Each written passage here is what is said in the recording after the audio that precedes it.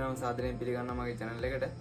අපි අද බලමු කොහොමද අපි ගාව තියෙන license card එකක් international කරගන්නේ කියලා.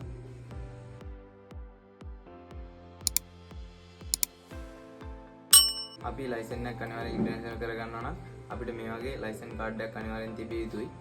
එහෙමත් නැත්නම් අපිට මෙන්න මේ වගේ temporary license එකක් තියෙන්න ඕනි. ඒ වගේ temporary license එකක් නම් අපිට තියෙන්නේ අනිවාර්යයෙන්ම අපි කොළඹ මෝටර් රථ ප්‍රවාහන දෙපාර්තමේන්තුවට යෑමට පෙර තමන්ගේ දිස්ත්‍රික් එකේ තියෙන දිස්ත්‍රික් මෝටර් රථ ප්‍රවාහන දෙපාර්තමේන්තුවට ගිහිල්ලා ඒක සිස්ටම් වලට අප්ලෝඩ් කරලා තියෙන කියලා බලන්න ඕනි.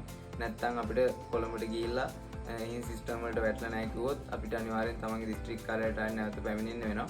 ඒ නිසා මුලින්ම අපි තමන්ගේ දිස්ත්‍රික් කාර්යාලයට ගිහිල්ලා ඒක සිස්ටම් වලට අප්ලෝඩ් වෙලා තියෙනවද කියලා බලලා නැති වුණොත් අපිට මෙන්න මේ වගේ ඩොකියුමන්ට් එකක් ලබා දෙනවා.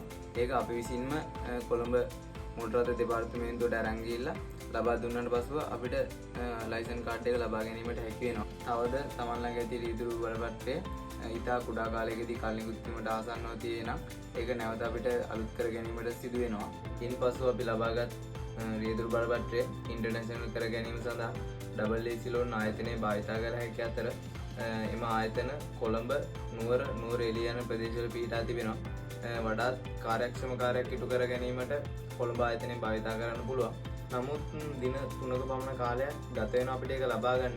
ඒක ලබා ගද්දී අපි විසින්ම ලබාගත යුතු වෙන්නේ නැහැ. වෙන කෙනෙක්වත් ගිහිලා රිසිට් එක පෙන්නලා ගන්න පුළුවන්. අපිට ලබා දෙන්නේ මෙන්න මේ වගේ පොතකුයි මෙන්න මේ වගේ කාඩ් එකකුයි තමයි. ආගේ මිල ගණන් සහ තවත් වැඩිදුර විස්තර දැන ගැනීමට ඔබට තිරේදිස්ස අංක භාවිතා කිරීමෙන් එම වැඩිදුර විස්තර ලබා ගත හැකි වෙනවා.